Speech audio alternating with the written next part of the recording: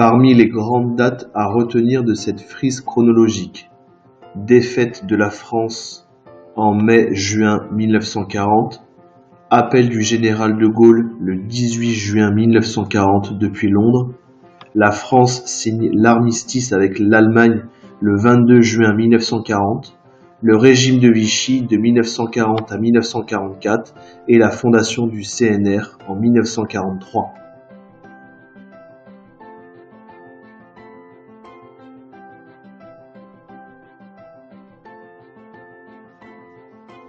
En mai-juin 1940, des millions de civils abandonnent leur habitation et s'enfuient devant l'avancée des troupes allemandes.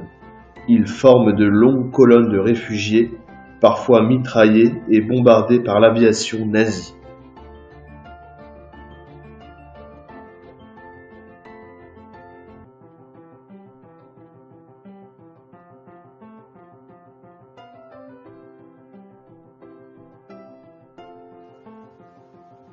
Après la signature de l'armistice le 22 juin 1940, la France est coupée en deux. Au nord, nous avons une France occupée par les nazis et au sud, la France qui est libre.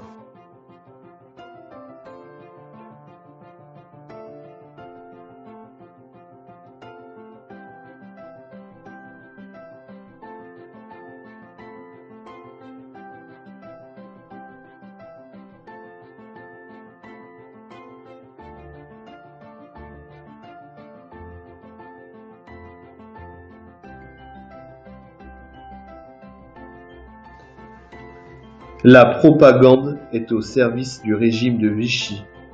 Ici, nous avons la photographie de jeunes sportifs prêtant le serment de l'athlète lors d'une manifestation sportive au Parc des Princes en 1941.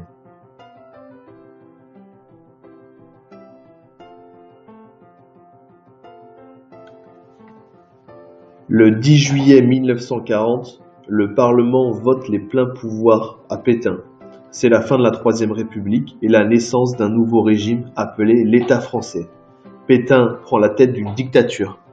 Sa personne est célébrée par la propagande qui met aussi en avant une idéologie officielle, la Révolution nationale, résumée par la devise « Travail, famille, patrie ».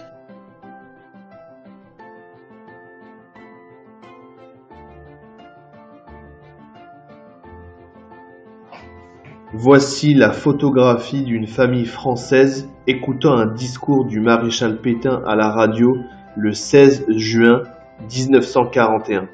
Il faut savoir qu'à cette époque, les médias sont censurés. De 1940 à 1944, le régime de Vichy n'a cessé de traquer les opposants politiques. Ici, nous avons une photographie du camp de prisonniers politiques de Voves, situé en Eure-et-Loir. Le régime de Vichy a interné plus de 2000 opposants, la plupart communistes, dans ce camp d'internement.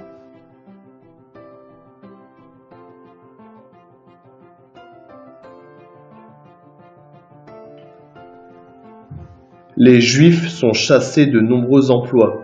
Dans la zone occupée, ils doivent porter une étoile jaune et les lieux publics comme les piscines, les cinémas, les squares sont interdits. À partir de 1942, certains sont arrêtés et envoyés dans les camps d'extermination allemands.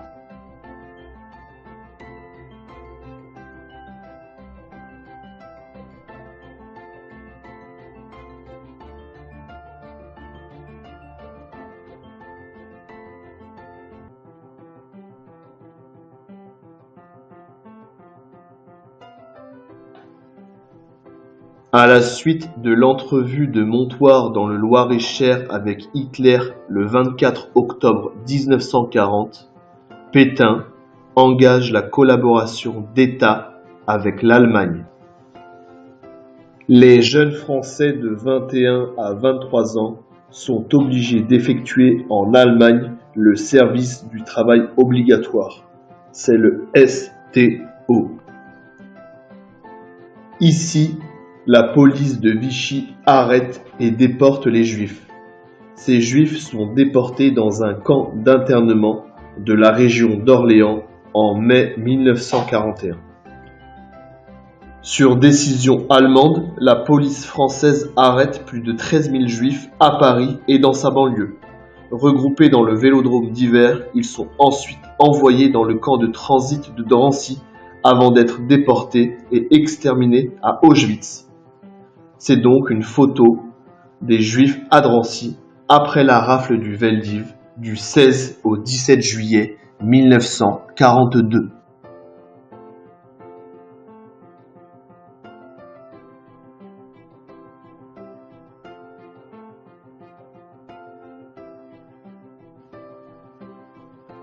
Quand Pétain devient président du Conseil et s'apprête à signer l'armistice, le général de Gaulle gagne Londres et lance à la radio BBC son premier appel à la résistance le 18 juin 1940.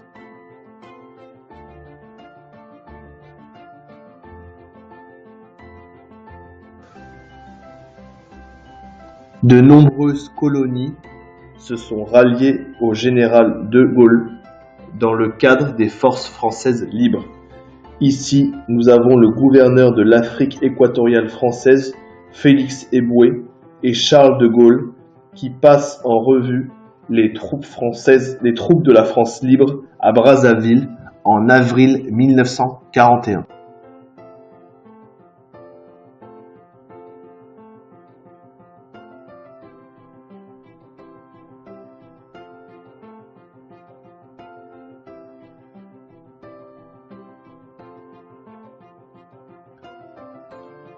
En 1944, les résistants sabotent les voies ferrées pour ralentir et désorganiser l'acheminement des troupes et du matériel militaire allemand. Ici, nous avons la photographie d'un sabotage ferroviaire en Saône-et-Loire en mars 1944. Beaucoup de groupes de résistants sont installés dans les zones retirées, montagnes-forêts. Ces zones sont appelées les maquis. Ici, nous voyons des maquisards, souvent de jeunes hommes qui ont fui le STO. Sur cette photographie, ils étudient le mécanisme d'armes parachutées par les Anglais. Voici la une du journal clandestin Libération qui est paru le 1er mars 1943.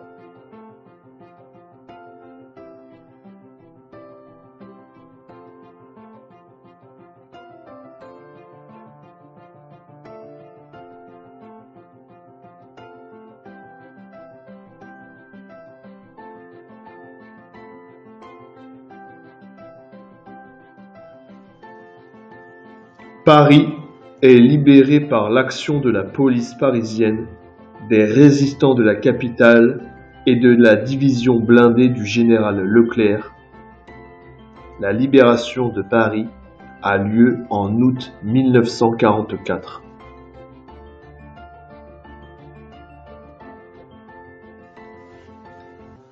Lors de la libération de Paris, le général de Gaulle descend les Champs-Élysées, acclamé par une foule en délire. Il prend la tête du nouveau gouvernement de la France.